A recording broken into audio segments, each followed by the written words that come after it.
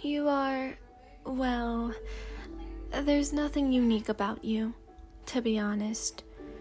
You're just like the other boys in class. If I had to describe you, you're like Iṛsᴛᴏᴏ, basically.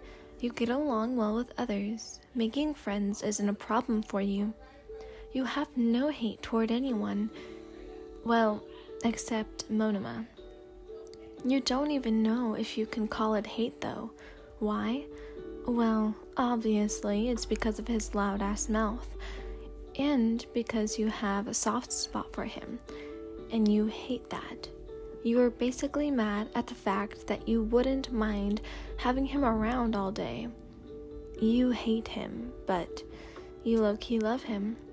It's that I hate that I love you kind of thing. Here's the catch. Monoma has respect for you. You don't know why. He doesn't know why. He's kind of intimidated by you, since he doesn't treat you like how he treats his other friends, like Kendo. Man, finally lunch, Tetsu yelled, with a huge smile playing on his face. To be honest, I was really looking forward to it too, Kaibar confessed. Today's really tiring, huh? Subaru said. And we're only halfway through. Eliza's sweat dropped. Guys, cut it out, Kendo exclaimed. Honestly, Kendo sighed. You should all be used to this by now. Ah yes, the usual scolding by the big sister of Class 1B. This happens every day. It's usually Monoma getting scolded though. Anyway, hey Wyan, Kendo faced you. We're gonna go get lunch now. You coming? Oh, you guys go on ahead. I'll catch up later. You smiled. She gave you a nod, as she did, and the rest of the class left the room. All that was left were you and the calming silence. This was a usual thing as well. After a few minutes, you finally got off your seat and made your way to the others, but before you could, you crouched down, grasping the piece of paper from the ground. It read, "Would you like to partake in a gathering for ice cream later? I'm willing to handle all the expenses." You don't know why, but you were a little flustered at the sight of this letter. You weren't even sure if it was for you. Then you flipped the note over. Yes, this is for you, Wyan Ellen. A shade of red glowed on your face. Not only was the note supposed to be asking you out, the handwriting was really good too. It's probably a girl, you thought. A girl asking you out? Impossible. You barely even interacted with any girls outside your class. You don't even talk to any of the girls in your class. Well, except for Kendo. But she's not the type of person to do something like this. So, the rest of lunch, you stood in class with a confused daze. Wyan, are you okay? Kendo asked worriedly. You didn't sit with us at lunch. Well, you grabbed the note from your pocket. I was gonna make my way to the mess hall, but then I saw this on the ground, and I kind of malfunctioned after that. You scratched your head. Kendo's eyes widened upon reading the note. She mumbled something inaudible. So, he really did do it. What was that? Your gaze landed on Kendo.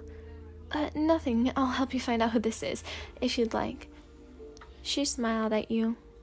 After a few more awkward seconds of silence, you spoke up again. Did you write this letter? Kendo froze. Flashback. Oh, you like Wyan? Kendo questioned. I said it loud and clear. Stop making fun of me, Monoma exclaimed. So, what did you call me for? Kendo asked him. Well, I'm planning to ask him out in a few days. Could you by any chance give me assistance? Monoma averted his gaze. I wouldn't mind. You two always did look cute together, Kendo chuckled. Kendo, I'm the smug one here. Don't steal my role. He glared at her. Yeah. Kendo giggled. Of course not. Here, I'll even show you my handwriting, she said as she grabbed your notebook and flipped the pages one by one.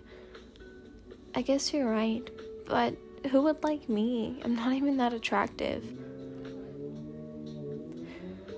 Kendo's sweat dropped. Well, this handwriting seems familiar, to say the least. Come on, Kendo. Don't fail Monoma. Lead way into him gradually. Don't immediately point it out. Really? Who do you think has this type of handwriting? Monoma. Good job, Kendo, Kendo thought. Monoma? Are you sure he'd be the type to make this note? Kendo shrugged. So, this is a prank then? Huh? No, it seems pretty serious to me. Kendo scratched her head.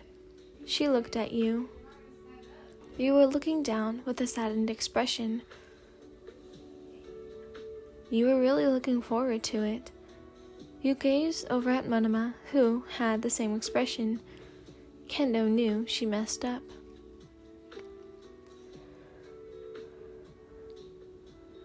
Why were you looking forward to it anyway? You did say that no one liked you. You knew it. So why? You stand up from your chair and grab your things. Hold on. Kendo slides toward you, flailing her arms. She bends down to her knees to catch her breath.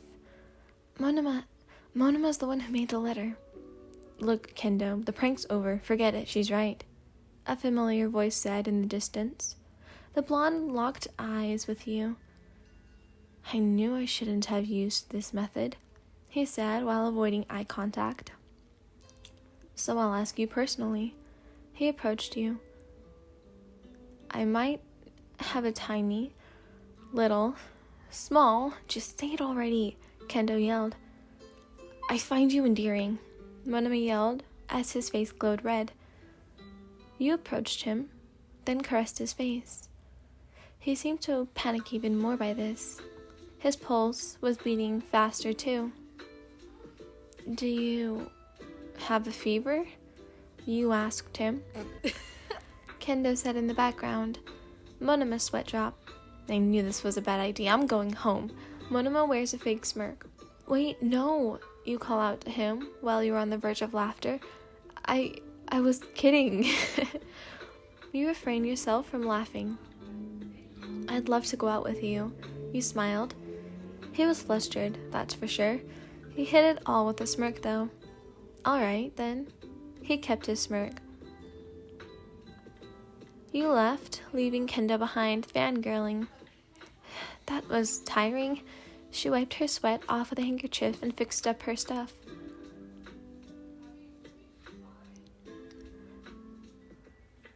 While we're at it, you, wanna maybe hold hands? Monoma scratched his head. You've been using deep words all day. Are you sure you're not sick? You're not acting like yourself either, you asked.